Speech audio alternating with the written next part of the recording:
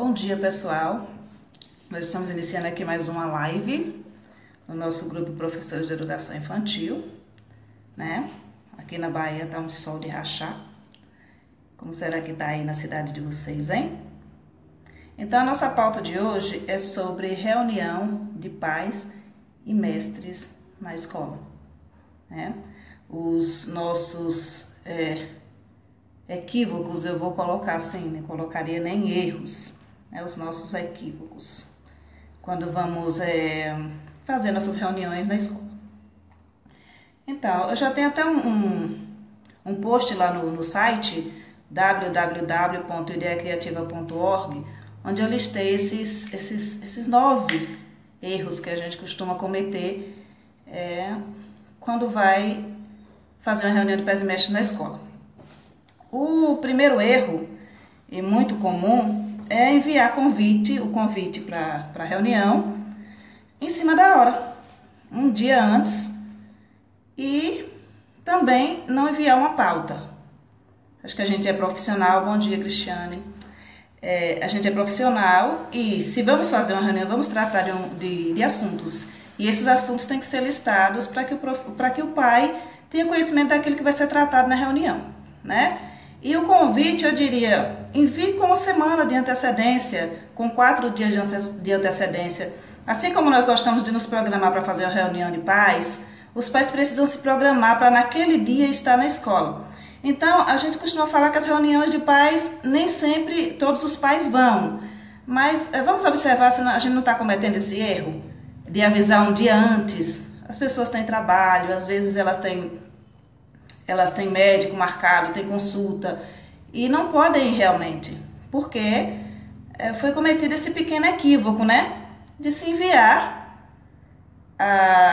o convite um dia antes, que é muito comum, né? Então, vamos evitar esse erro aí, né? Esse erro número 1, de enviar o convite um dia antes, até 2 dias antes da reunião. Envia com antecedência, gente, ali uma semana antes. E se precisar, se você acha que o pai vai esquecer porque enviou uma semana antes, a gente não está tratando com criança, né? Nós estamos tratando com pais de alunos. Então, a gente deve esperar que eles não esqueçam. Mas se for preciso, a gente reforça um dia antes. A gente envia o convite uma semana antes e um dia antes da reunião, a gente reforça. Envia na agenda, envia um recadinho. Entende? Então, não vamos cometer esse erro não, sabe? Assim como nós gostamos de nos programar, os pais também precisam se programar para estar presentes naquele momento, que é um momento muito importante, se bem conduzido. Uma reunião de pais e mestres precisa ser bem conduzida. Um outro erro comum é a gente descamba ali na questão da bajulação, né? E também de elogiar um aluno na reunião e falar mal de outro, né? Então, vou falar primeiro desse ponto, de elogiar um aluno, que é o aluno modelo da classe, frente a todos os pais, o que não é ético, e falar mal daquele outro aluno que, nossa, é rotulado como o terrívelzinho da sala, né?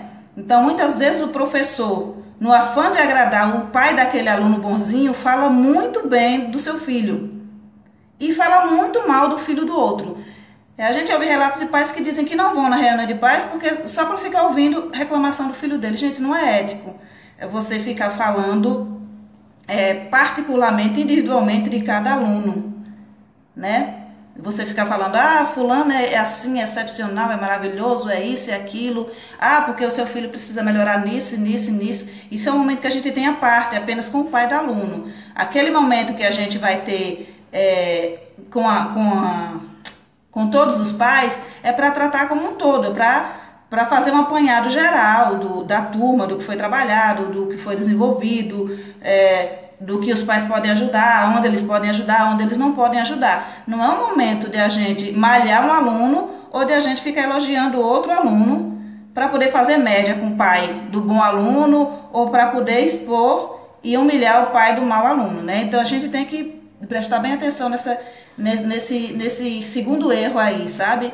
Que é o de ficar elogiando ou criticando o filho das pessoas frente aos outros, né? Esse é o erro número 2.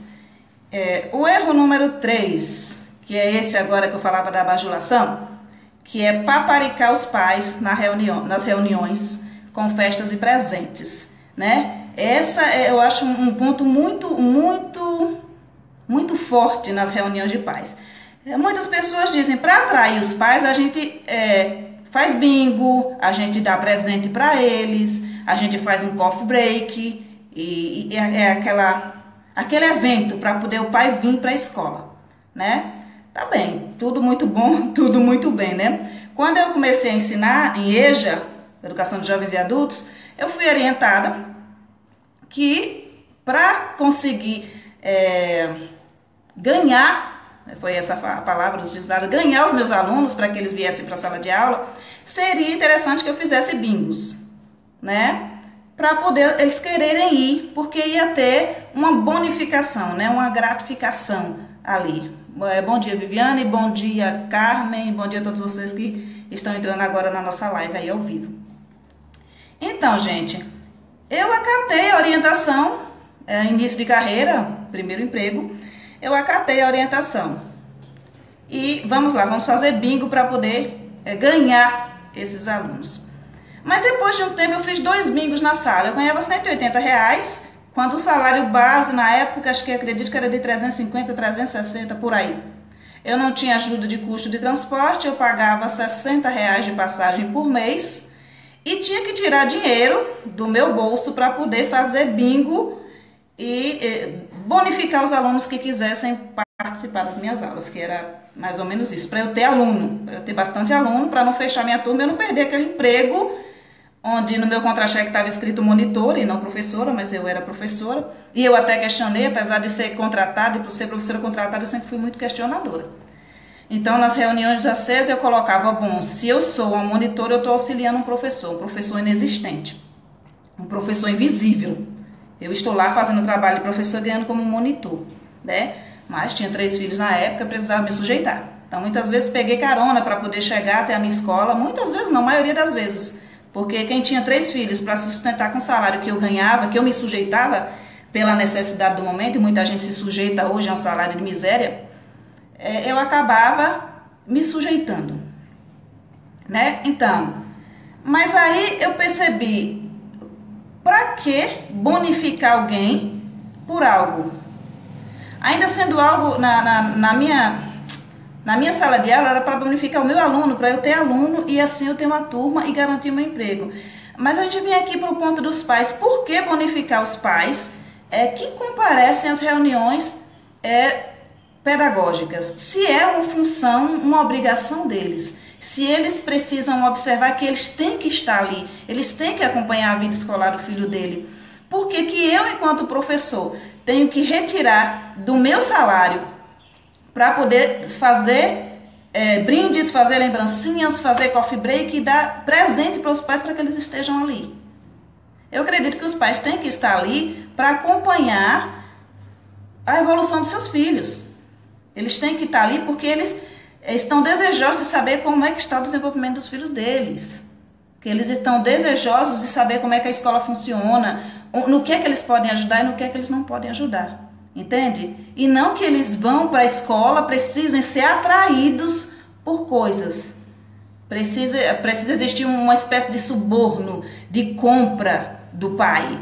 Vamos aqui dar um presente, vamos fazer um café da manhã para que esse pai esteja aqui na escola. Gente, pai que vai para a escola por causa da lembrancinha, por causa do presente, por causa do café da manhã, não é um pai que está envolvido com a educação do seu filho e possivelmente não será um pai que se envolverá com a educação do seu filho. Então, é mais uma daquelas coisas que a gente estava falando ontem, né? Você pegar o seu dinheiro suado para poder você jogar fora. Né? Infelizmente é isso que acontece muito, essa bajulação de pais. E eu vou me estender aqui, vou até sair um pouquinho da pauta aqui, que é reunião de pais e mestres, para entrar um pouquinho mais adiante, que é na pauta de reunião de família, aliás, evento de família na escola. Quando a gente fala de família na escola, a gente pensa no quê? Né? Vamos fazer, por exemplo, aqui perto tem assim, vamos fazer o seguinte, vamos fazer um dia da beleza para as mães.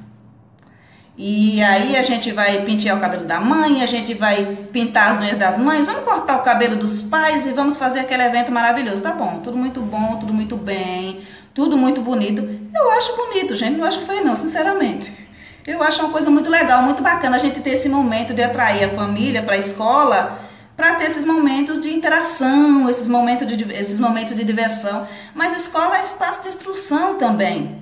Então por que a gente não leva os pais para a escola para que eles escutem palestras, para que eles aprendam como é que os filhos deles se desenvolvem, para que eles tenham instrução realmente, e não apenas para bajulá-los, não apenas nas festas, aqui, por exemplo, nas festas juninas. Vamos os pais na escola para a festa junina, para eles verem os filhos deles dançar e para eles comerem mungunzá e laranja e tudo mais, e os pais são chamados para isso, e os pais comparecem em peso, por conta do evento, da festa, da dança, da comida. E eu acho assim, que se a gente quer trazer a família para a escola, a gente não está querendo trazer a família para a escola para comer, beber e dançar. Vai ter um momento cultural? Sim, vai ter um momento cultural. Mas a gente tem que pensar na família, na escola, para agregar, para poder auxiliar na nossa prática pedagógica, para poder dar conta de compreender como é o nosso trabalho e como ele é desenvolvido, para poder falar menos mal, para poder ter um entendimento melhor do que é que o filho dele está aprendendo na sala de aula. E isso cabe a gente também, cabe a gente instruir os pais, né? Mas voltando aqui à nossa pauta, o nosso erro número 4, utilizar linguagem rebuscada, gente. Meu filho está passando aí atrás, ó. Utilizar linguagem rebuscada com termos desconhecidos, né? Nas reuniões de pais. Nós sabemos, assim, que temos pais de comunidades muito simples, muito pobres. Gente, às vezes pais que não tiveram instrução nenhuma. Né? E aí a gente chega na reunião de pais e começa a falar difícil. Né? E eu acho que a reunião precisa ser algo produtivo. Algo que seja de fácil entendimento para a pessoa que está nos ouvindo. Se você for numa palestra de serviço social em que as pessoas estão usando os termos próprios do serviço social, você não vai ter uma compreensão plena daquilo que está sendo falado. Você não vai ter uma compreensão exata daquilo que está sendo falado. A sua compreensão vai ser vaga, você vai entender algumas coisas e outras não. Né? Eu até estava citando lá no ponto 4, algo que se diz na profissão dos técnicos de assistência social, a ontologia teleológica por si só é insípida no enfrentamento da questão social. Imagina você, um pai que está sentado numa plateia, ouvindo um professor utilizando termos técnicos da profissão dele. Como você se sente se você não consegue compreender a fala dele? Que interesse você desperta se você está utilizando uma linguagem que ele não compreende? A mesma coisa é a gente sentar numa palestra de medicina para ouvir um médico usar termos técnicos da profissão dele, que não vai ter serventia para a gente, porque a gente não vai conseguir alcançar os termos técnicos dele. Então, eu acho que, professor, se você precisa conhecer a sua comunidade, saber com que tipo de pais você está trabalhando, para você saber que linguagem eu vou utilizar. Quando eu trabalhava com EJA, com a educação de jovens e adultos, eu trabalhava numa comunidade muito simples, extremamente simples. E as pessoas falavam de forma diferenciada. E eu me aproximava da fala deles, simples assim. Eu não tinha que chegar lá fazendo bonito, falando bonito, porque eu conheço palavras bonitas, porque no dicionário existem muitas palavras bonitas e eu conheço inúmeras palavras bonitas. Mas assim, eu procurava falar da forma mais simples possível com eles, sentar no chão deles, ir até a casa deles, sabe, participar dos momentos sociais deles, quando eles faziam uma farinha, ali, farinhada que a gente fala aqui na Bahia, eles iam descascar a mandioca e tal, ia fazer a farinha. Eu gostava de participar desse evento. Quando meus alunos convidavam, venha comer um pirão aqui em casa, um pirão de galinha, e a gente ia mais cedo, eu e uma colega minha, sentava no chão da casa deles para comer junto com eles, e aquilo era de uma importância para mim tão grande, e até me emociona porque me faz uma falta tão grande, porque a gente se aproxima da comunidade, a gente se aproxima das pessoas, a gente consegue ver mais do que simples rostos, a gente consegue alcançar a fala deles, a expressão de pensamento deles, e é preciso que eles também alcancem a expressão de pensamento da gente. Então, se a gente tem uma comunidade simples, por que a gente vai usar o termo rebuscado? Ainda que você tenha uma comunidade de pais, doutores nisso ou naquilo, sempre vai ter aquele pai que vai precisar que você, sabe, que a sua fala chegue até ele. Então, por favor, vamos evitar aí a questão da linguagem rebuscada com termos desconhecidos, né? Vamos evitar essa questão da linguagem rebuscada com termos desconhecidos. Porque a intenção da reunião é que a gente seja entendido, né? Que a gente consiga alcançar as pessoas. A gente consegue ser entendido e consegue alcançar as pessoas à medida que a gente fala na linguagem delas. Um erro ou equívoco número 5, é enfeitar demais o ambiente e levar consigo milhares de textos e dinâmicas, né? Olha um ponto super interessante. Porque uma reunião pedagógica, a gente não precisa ser um evento, né? A gente acostumou a fazer de tudo um evento, fazer de tudo uma festa, fazer tudo para inglês ver, como eu falo, fazer tudo para inglês ver, né? E não precisa ser um evento, é uma reunião de pais e mestres. É um espaço onde a gente vai sentar, onde a gente vai trocar ideia, onde a gente vai falar do desenvolvimento das crianças. É espaço para isso, né? Então, assim, a gente leva textos reflexivos que são interessantes para a gente. Quando a gente lê um texto reflexivo que a gente leva para uma sala de aula, a gente pensa, nossa, que legal. Esse texto é maravilhoso, porque ele me tocou. Mas a gente tem que ter em vista que não vai tocar todo mundo, nem todo mundo é tocado por texto, né? E a gente geralmente usa um texto reflexivo para poder preparar o terreno, para poder a gente entrar. Mas, assim, não funciona com todo mundo. Então, se você vai levar texto reflexivo, leva procura um texto mais curto, um texto de fácil entendimento. E procura que esse texto não seja um ataque direto às pessoas que estão na plateia. Geralmente, o que a gente presencia muito em reunião de pais e mestres é aquele texto em que o professor, em que está escrito assim, que os pais devem cuidar dos filhos deles, que os pais devem ser presentes na vida dos filhos deles. E olha que interessante, muitas vezes os pais que precisam ouvir aquilo não estão ali. Então, geralmente, a gente, quando se preocupa muito com a vida escolar do nosso filho, que está presente em todas as reuniões, a reunião não é pensada para a gente. A reunião é pensada para aquele pai que não acompanha o filho. A reunião é pensada para aquele pai que não vai para a escola, é pensada para aquele pai que não se importa com o filho dele. E a gente, enquanto pai que chega na escola, que está preocupado com a educação dos nossos filhos, não é contemplado na reunião.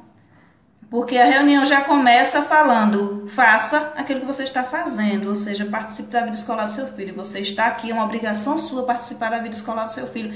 Isso não precisa ser falado o tempo inteiro, gente. Os pais têm esse entendimento, os pais que participam das reuniões, ou deveriam ter, mas a gente não precisa, toda reunião pedagógica, ficar o tempo inteiro falando para os pais, olha, é dessa forma que vocês têm que cuidar da educação dos seus filhos, escola ensina Escola ensina e pais educam, porque o pai que está ali naquele momento, sendo extremamente redundante com vocês, o pai que está ali naquele momento é um pai participativo, é um pai que veio participar da reunião. Não precisa ouvir o sermão que a pessoa que não está ali deveria estar ouvindo, entende? Então, se você quiser dar esse sermão, dê esse sermão para o pai correto.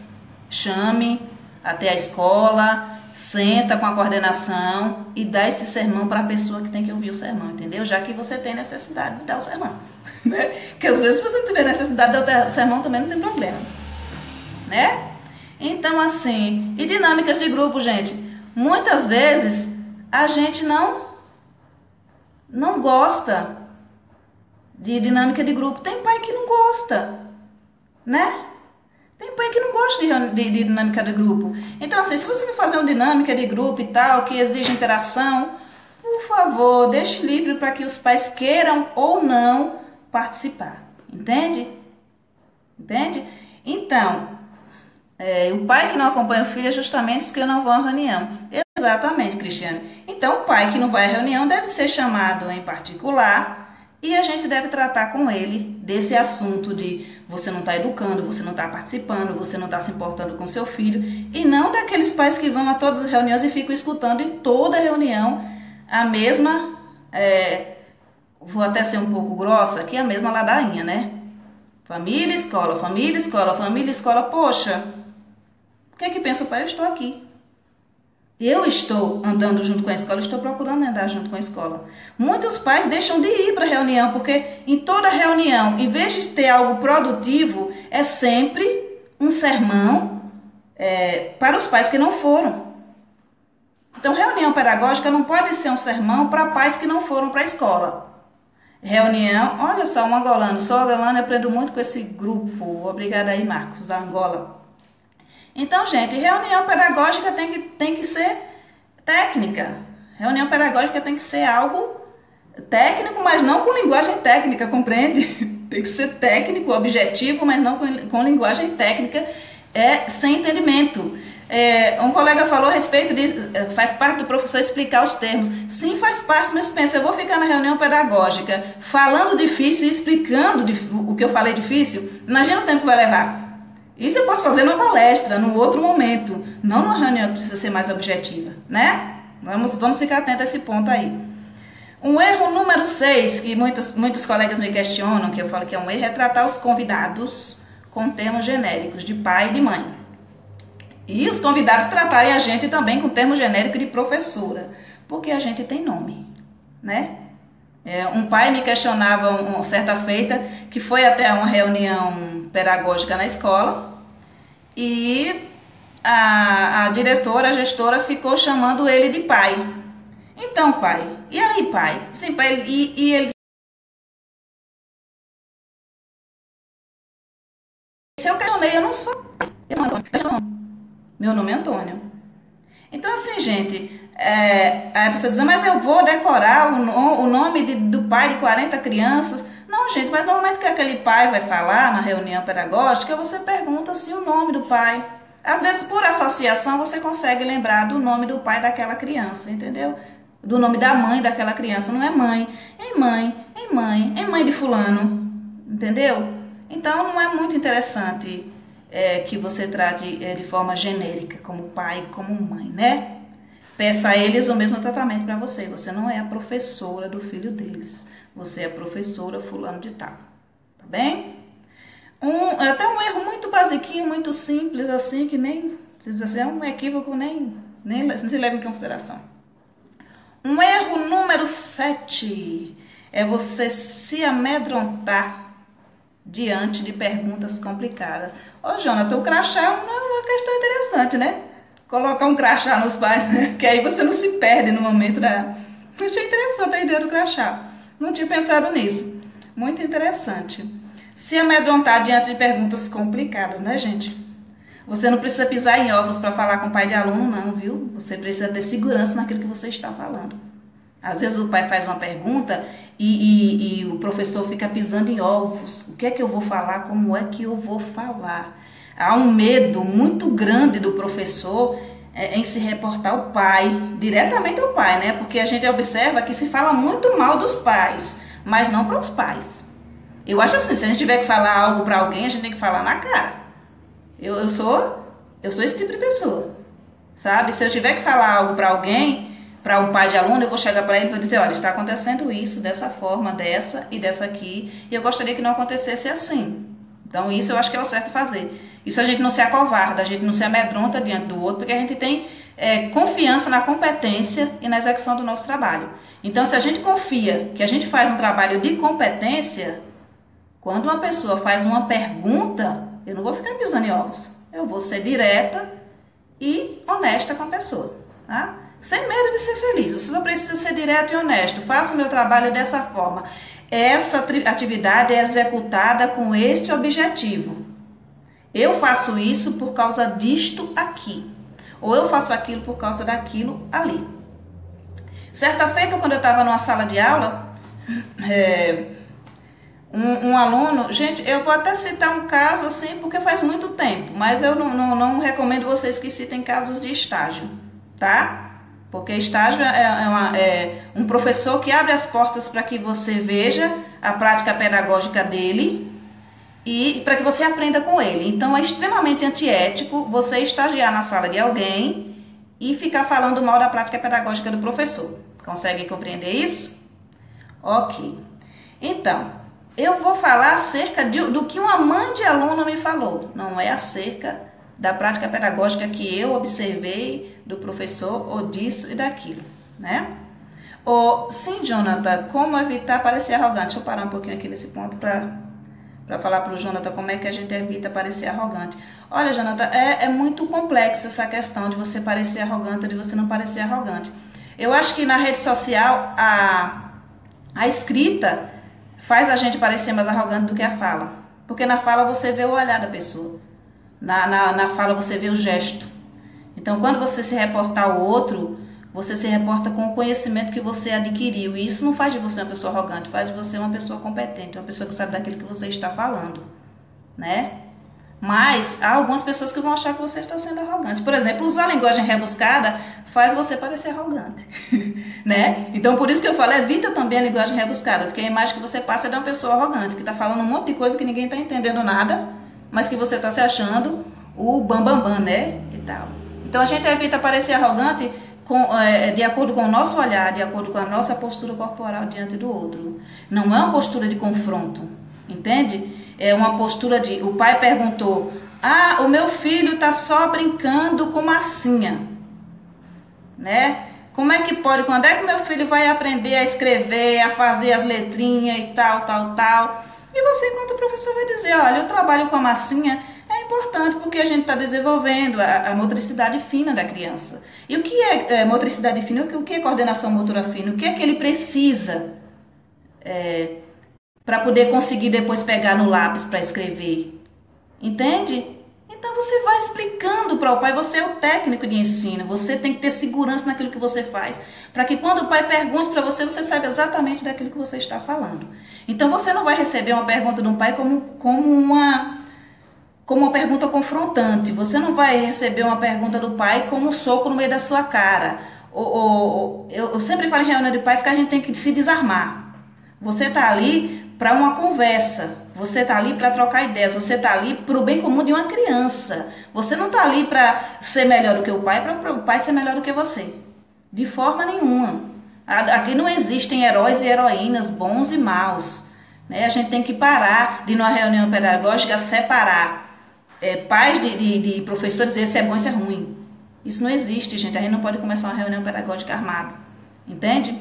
Então, voltando à questão do que eu observei. Uma mãe chegou para mim e disse assim, eu gosto de professora fulano de tal, porque com professora fulano de tal, o meu filho fica quietinho. E os outros meninos ficam tudo quietinho. E com essa outra professora aqui, que inventou de fazer uma massinha dentro da sala de aula, eles ficam fazendo essa bagunça toda, né? E olha que interessante a fala dela. Eu fiquei assim, parada, escutei, disse, mãe, você acha realmente interessante que o seu filho venha para a escola e fique sentado 4 horas? E ela disse, porque antigamente as crianças ficavam quietinhas, paradas e tal. E o meu filho fica quietinho em casa, porque o meu filho é muito quietinho. E eu falava, mas vamos conseguir compreender aqui quando é que seu filho fica feliz? Você está mais preocupado que seu filho fique sentado numa cadeira a manhã inteira, ou que o seu filho fique feliz de estar participando? Quanta carinha de raiva, meu Deus do céu, fiquei até com medo agora. Então, você prefere isso? E aí, posteriormente, depois daquela brincadeira com massinha, teve... Sabe aquelas mães que gostam de ficar na sala de aula em período integral? Pois é, aquelas mães que gostam de ficar lá em período integral, eu quero ficar o ano inteiro ali. Interessante. Aí teve uma atividade de reconhecimento, para a criança se reconhecer no espelho. O filho dela, com 4 anos de idade, não se reconhecia no espelho. E eu cheguei e falei para ela, digo, olha só que questão interessante, seu filho não consegue ainda se reconhecer no espelho, ele não se percebe, ele não se percebe ainda como uma pessoa no mundo. Por que será que acontece isso, né? Tchau, Jonathan, até a próxima. Muito obrigada aí por ficar me vendo, né? Por ficar me ouvindo. Então, gente, o que acontece? O que a gente tem que falar para a mãe? E eu conversava com ela e ela disse, parece que é assim mesmo. Disse, pois observe. Não é aquela fala encerrada de dizer não, porque você não sabe o que é que você está falando, porque isso, porque aquilo. É você levar a pessoa a compreender o objetivo daquilo que está sendo feito. E não era nem a minha aula. Não era nem a minha aula, né? E eu falava para ela, há um momento do seu filho ficar paradinho, há um momento dele ficar quieto, há um momento dele brincar de estátua, mas há um momento que ele vai precisar se agitar, que ele vai precisar se reconhecer como uma pessoa no mundo. E você precisa estar atento a isso também. Enquanto mãe, você precisa estar atento a isso. Então, professor está ali para instruir pai, para dizer o porquê daquele objetivo. Não está ali só por estar, entendeu, gente? Não está ali para confrontar. Reunião de pais não é para confronto, gente. Reunião de pais é para troca. É pela criança. A gente tem que pensar na criança antes de pensar no nosso ego. Antes de pensar porque esse pai não faz nada, porque esse pai não presta para nada, porque esse pai não manda o lápis da criança, porque esse pai não acompanha o filho. A gente tem que pensar na criança e instruir esse pai que não faz, para que ele aprenda a fazer. Porque às vezes a visão dele é tão fechada no mundinho dele que ele não consegue compreender como algo útil aquilo que você está fazendo. E você, enquanto técnico de ensino, tem que avisar. Entendeu? Hora do soninho na sala da Neide aí, ó. Ei, Neide, muito obrigada aí por estar assistindo a gente. Gente, o próximo erro, ou equívoco, se vocês preferirem, aprenda a dialogar concordando e divergindo, sempre que necessário e de forma educada, né?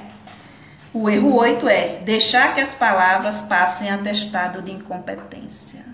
Não, forte essa, né, gente? Deixar que as palavras passem atestado de incompetência é algo extremamente forte.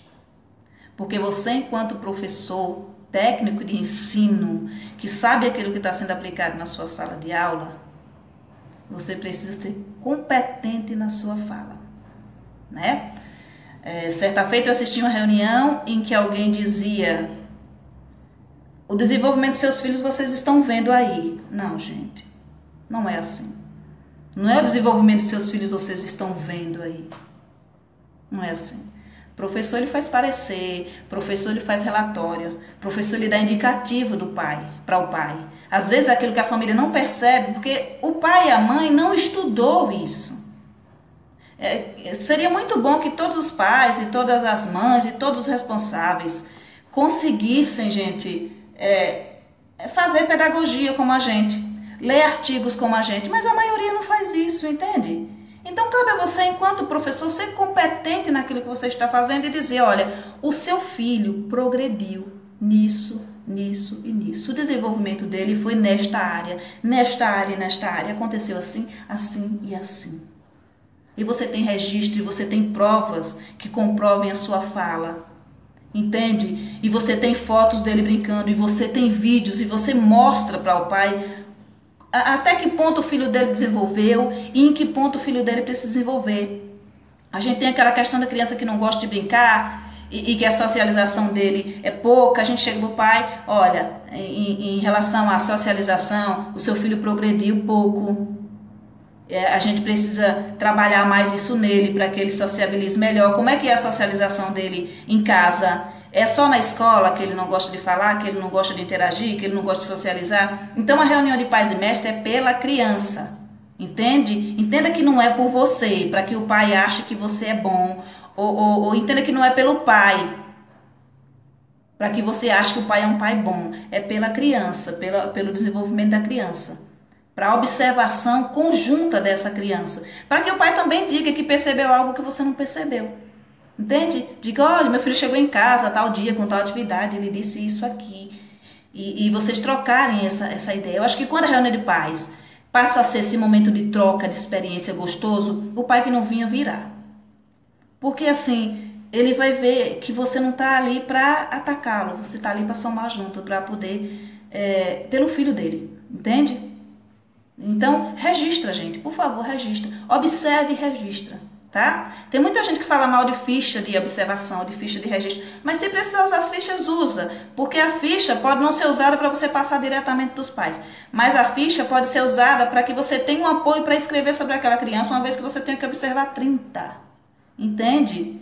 faça vídeos, sabe? Registre em vídeo e em fotos, mas pelo amor de Deus, não jogue esses vídeos nas redes sociais sem autorização dos pais. Não jogue essas fotos nas redes sociais sem autorização dos pais. Por favor, tenham muito cuidado com os registros que vocês fazem. Tenham muito cuidado com as falas de vocês nas redes sociais a respeito de pais de alunos, a respeito da instituição de ensino que vocês trabalham. Tenham cuidado, tá? Se protejam. Registrem aquilo que for produtivo de ser registrado, tá bom? E com consentimento dos pais, peça consentimento a eles. Olha, eu gostaria de registrar isso aqui, eu estou registrando para enviar para vocês, mas eu gostaria de colocar na minha rede social assim, você autoriza, você assina um papel me autorizando, não é de boca também não, tá, gente? Então vocês se protejam aí nessa questão de fazer os registros e de colocar os registros na internet. Às vezes a intenção da gente é maravilhosa, né? Que é assim, ajudar o nosso colega, mas eu tenho registros aqui maravilhosos do meu estágio de educação infantil, estão guardados aqui no meu coração até hoje. Eu fiz um vídeo para a turma, os pais amaram, pediram para que eu deixasse na escola para eles depois, porque as crianças choraram muito, se emocionaram muito, eu me emocionei muito também no final do meu estágio. E foi assim, algo maravilhoso para mim. Foi assim, foi uma experiência perfeita para mim. E foi uma experiência muito boa para eles também. Mas eu tenho isso registrado aqui, está na minha memória, está no meu coração, está no meu computador. Mas não foi para a rede social, embora eu quisesse muito compartilhar esse momento com vocês. Mas não deu, né? Não pedi autorização na época e acabei não fazendo, né? E o erro número 9. Esquecer que o especialista em educação é você. Olha só que interessante. O erro número 9. A gente vem num erro e já vai voltando para o outro, entende? O especialista em educação é você. Então, muitas vezes o pai vai levar o caderno antigo dele, vai dizer que ele aprendeu assim, e que na época dele era assim, e que você devia fazer assim também. Mas o especialista em educação é você. E você deve deixar isso muito claro, sem você ser arrogante. Você que estudou educação, sabe? Você que estudou pedagogia, você que fez o seu magistério, você que faz as suas especializações. Então, o especialista na área é você. O especialista em criança e educação infantil é você. Isso se você é uma pessoa que estuda, se é uma pessoa que compreende que o professor deve estudar continuamente, repetidamente, sempre. O professor estuda sempre, não para de estudar nunca. Sabe? Você lê os DECNEs, você lê os RCNEs, você lê tudo que é livro, tudo que é especialista, e você conhece várias correntes teóricas para você ser capaz de chegar para o pai e dizer: pai, isso aqui eu não vou aplicar por conta disso aqui. Mas eu posso tentar aplicar dessa forma aqui, para a gente ver se a gente vai ter algum progresso. Mas o especialista é você. Você não precisa dizer para os pais: ah, porque eu sou especialista na área e porque você não sabe nada. E por causa disso, não, você não precisa, gente. Não tem necessidade nenhuma de você fazer isso. Mas você tem no seu coração que você é especialista em educação. E que a sua sala de aula é sua. Como eu falava ontem a respeito de supervisores e coordenadores sobre liberdade de cátedra do professor, a sala de aula é sua. É você que conhece a sua turma, é você que analisa o desenvolvimento dos seus alunos, é você que faz o seu planejamento, é você que aplica. Não deixe que ninguém mande no seu fazer pedagógico. Isso castra você. Isso deixa você fechado. Isso deixa você entristecido, isso adoece você, entende? Então assim, então esses foram os 9 erros que nós cometemos, né? Quando se fala em reunião de pais e mestres, né?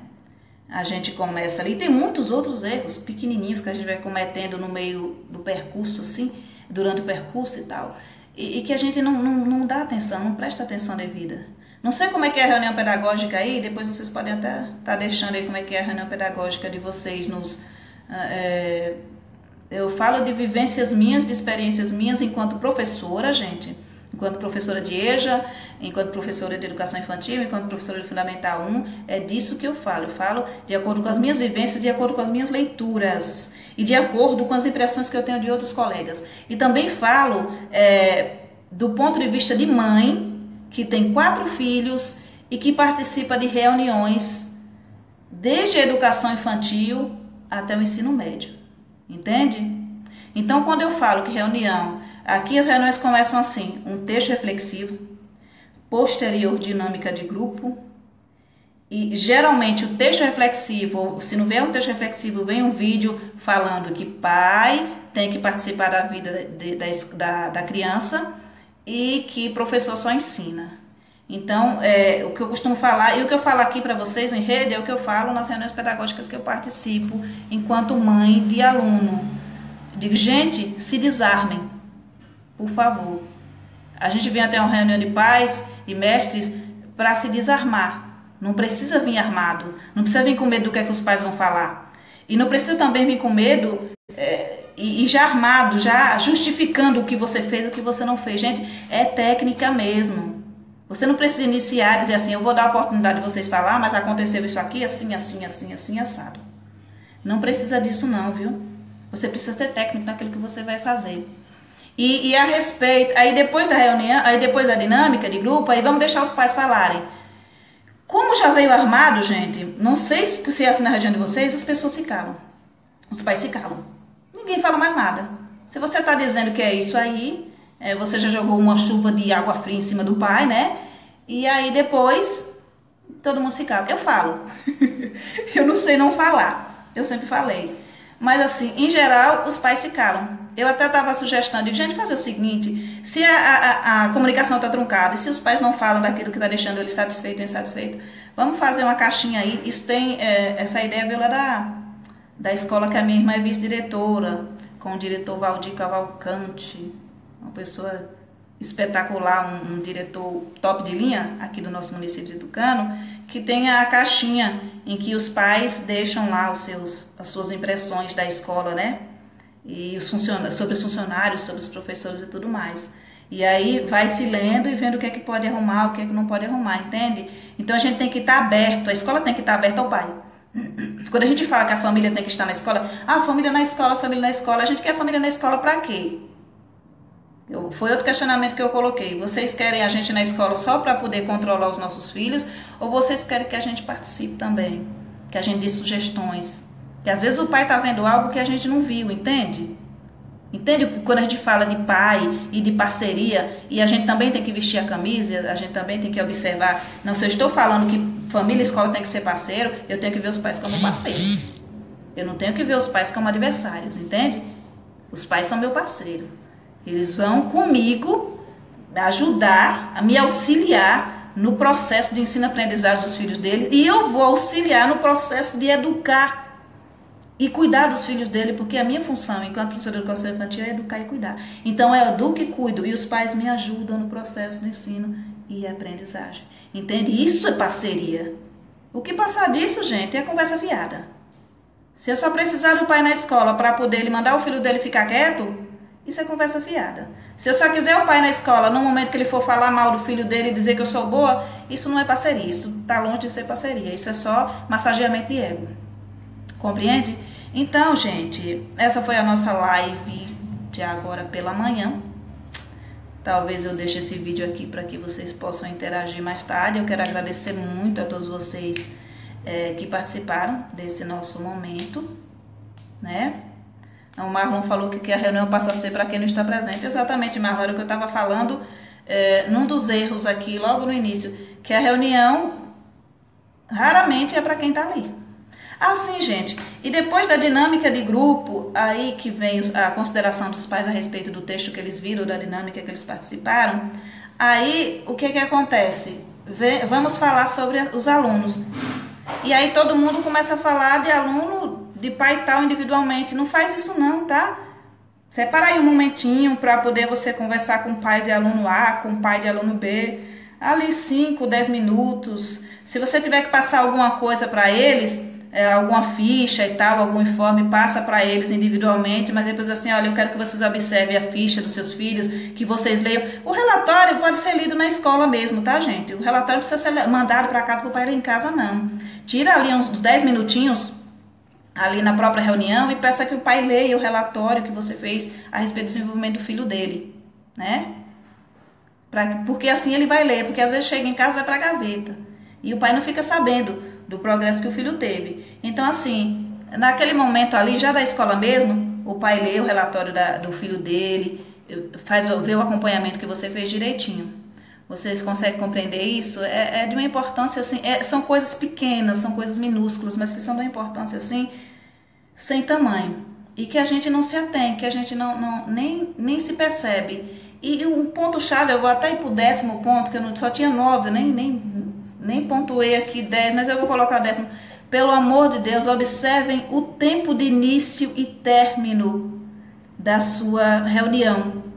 Vai lá no primeiro ponto, no primeiro erro, quando vai na pauta. Pelo amor de Deus, eu vou pedir pelo amor de Deus aqui, vou até sair da minha zona de conforto. Indiquem aos pais, a reunião vai começar tal hora e vai terminar tal hora. São pessoas que também têm compromisso. Eu já fui em reuniões de chegar às 8h30 da manhã. E a reunião começa às 9, porque vamos esperar os pais que não vieram. Gente, se a reunião foi marcada para 8h30 da manhã, começa a reunião no máximo 8h40. Não vá para 9 da manhã esperando o pai chegar, não. Quem for chegando vai tomando seu espaço. Porque o pai que chegou cedo é o pai que está ali, que quer participar. Entendeu? Por que eu vou ficar esperando o pai que está atrasado? Aí aquela pessoa que chegou cedo essa semana ou esse mês, no outro mês vai chegar atrasado. Porque sabe, eu vou chegar às 8h30, eu vou esperar meia hora. Compreende? E já cheguei na reunião 8h30 para começar às 9 e eu saí 11h45 da reunião porque aconteceu imprevisto e eu fui chamada e a reunião ainda estava acontecendo. Percebem? Como é que você convida um pai para uma reunião, um pai que trabalha, para ele chegar às 8h30 da manhã e só sair meio-dia? E você não indica na pauta que ele vai sair só meio-dia. Entende? Ou você indica na pauta que ele vai sair, vai entrar às 8h30 e vai sair até às 10h30. Se você marcou a reunião para começar às 8h30 e terminar às 10h30, termine a reunião às 10h30. Não importa. O que tiver ainda para tratar, você fala assim, olha, na próxima reunião, gente, o que ficou da pauta que a gente não conseguiu tratar nessa reunião, nós vamos tratar na próxima reunião. Em vez de a gente ficar falando do filho de A, do filho de B, do filho de C, que é bom, que é ruim, faz um slide de toda a turma brincando, um vídeo com música muito legal, faz umas frases, eu gosto muito de brincar, né? De colocar frases para brincar, para sorrir, para que os pais observem aquele momento de brincadeira, eles não só vejam a imagem, mas eles sorriam com aquele momento, eles percebam o que a gente percebeu. É você colocar o seu olhar naquilo, você colocar como a criança participou daquele momento, como foi mágico para a criança, para que seja mágico também aos olhos do pai. Isso é uma questão de você saber envolver, né? Eu espero que vocês tenham compreendido aí essa live, né? Nós tivemos aqui cerca de 45 pessoas e assim, fico extremamente feliz por vocês estarem acompanhando aí. Live caseira, você vê que tem filho passando, não tem o estúdio, voz é ambiente, mas assim, acho que o que vale aqui é a intenção de que a gente possa trocar conhecimento, de que a gente possa interagir, de que a gente possa pontuar aquilo que dá certo e aquilo que não dá certo. Então, se você está aí e você tem dicas de o que fazer para otimizar a reunião de pais e mestres, e se você está fazendo assim, nossa, e está dando certo aqui, por favor, deixa aí as indicações no vídeo, tá? Não fica só nas minhas palavras não, na minha fala não. Fala também você, sabe? Usa a criatividade de vocês, coloca aí, olha, isso aqui dá certo. Isso aqui é potencialmente maravilhoso. Sabe? Compartilhe os relatórios de vocês, os arquivos de vocês. Tá? Faça esse grupo se tornar mais produtivo a cada dia, tá? Até a próxima, viu? Bye!